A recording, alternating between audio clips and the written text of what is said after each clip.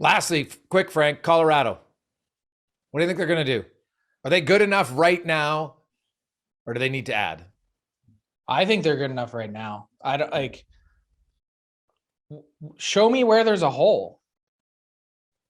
I mean, you've mentioned size on the back end. Yes. Obviously, having Eric Johnson for a playoff run changes it a little bit. Yeah. I don't know. I don't see holes here, and I think there's real risk in a team that's been cruising right along to add in a piece that takes away someone else's role and then adds pressure to that new player to contribute. I don't know. I'm in the minority probably in that, because I think everyone wants to try and add and try and improve their team. When you're in a spot like this and you have a true authentic shot at a Stanley Cup, I mean, what would we peg their chances at the moment? Oh, they're the favorite. 1 in 5. I mean, yeah, they're the favorite because they don't have as many high quality teams in the West as the East teams do. It's still just such a crapshoot. Like, I don't know. They also don't have a first round pick. So if they're trading a first round pick, it's in 2023. Not that that matters, but it's, just another pretty year good you draft. don't have one. That's what I mean. It's I don't know. I personally don't think this team needs to do anything. Okay. You? I think, well, they got to add a defenseman, and I think they will. I think they'll add a defenseman, and that can be, it doesn't have to be the biggest name defenseman. They just need someone who's a big, strong, good defender. I think good teams need 8 of them sometimes in the postseason. And so give me your prototype, your ideal. I think Ben Sherratt helps them. Okay. Is Ben Sherratt worth a first and a third? That's a good question. Well, their first rounder is going to be so late. Considering, I'm going to say yes. Obviously it's hindsight, but I would say yes, because I think their opportunity to win, they got 2 years, right? They got 2 great runs because of McKinnon's contract. And then it changes a bit. He's still a good player, but he's going to be getting paid way more. So I think these next 2 years, if I look at a team, if Chicago's a team that has to go full scorched earth, I think Colorado's got to be a team that pushes their chips in. And I would push my chips in now for 2 playoff runs if I'm Colorado. Okay. So I would go Ben Sherratt for a first and a third. I know that's a lot. Well, that's what they've been asking for weeks now, and they haven't gotten it. So yeah, so they might not get that, right? Well, I think it's a buyer's market this year. Like, if you look at it, I would agree. The number of playoff teams that are already solidified, there aren't any teams that are trying to add that are knocking on the door. Most of the teams that are right sort of in that mix are probably not going to be big buyers. Then you've got other teams that are in the mix that aren't likely to be big buyers, like a Pittsburgh. Calgary's already done their shopping. Yeah. Washington, a lot of the teams, their GM, Brian McClellan, came out this week and said he's not going to be aggressive. That's 3 teams right there that you can pretty much take off the board. I think Tampa is lurking, but they are so capped out that I don't know that they could do anything if they wanted to.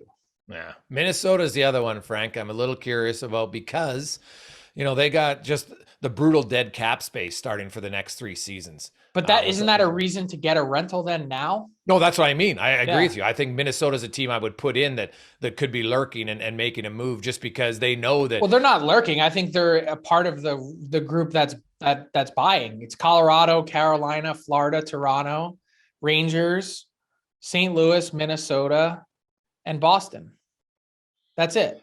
That's a small group. Now, what about, Vegas, the health of Lehner, and then even I still think Edmonton would like to tweak something. I don't think Edmonton. But they're not big buyers. I don't think for Edmonton. It's probably goaltending, and if not, it's a defenseman that is. We're not talking top 4 guy. Yeah, Ken Holland has said that he doesn't. This team hasn't necessarily. He knows when to buy, and this team to this point hasn't shown that they're worthy of it. Yeah, no, that's fair. I still think Edmonton, I wouldn't be shocked if they don't get the goalie or defenseman. I wouldn't be surprised for them to try to add some skilled size in their bottom six still. Like if they're going to battle a Calgary team, I think they need that. Or Okay. Vegas. But would you call them a big buyer, like a clear No, well, far they and don't have away much buyer? cap space either, right? That's the other thing. They're pretty much LTIR. So So those are the teams: Colorado, Carolina, Florida, Toronto, the Rangers, St. Louis, Minnesota, and Boston. That's 8 teams. and so that's We why usually to me, have a lot more than that are in the mix yeah. to really be movers and shakers at the deadline. Yeah. And I think the list you just made, Frank, to me, it's why if I'm Carolina, I'm pushing in even more. Majority of those teams are in the East. So you amp up your team. You've already got the best team in the West. Now you could augment it and give yourself maybe juggernaut status. You meant Colorado, right? Yeah. You said Carolina. Sorry. Oh, sorry. Yeah, Colorado. Okay. So what do you make of the Claude Giroux addition or talk in Colorado?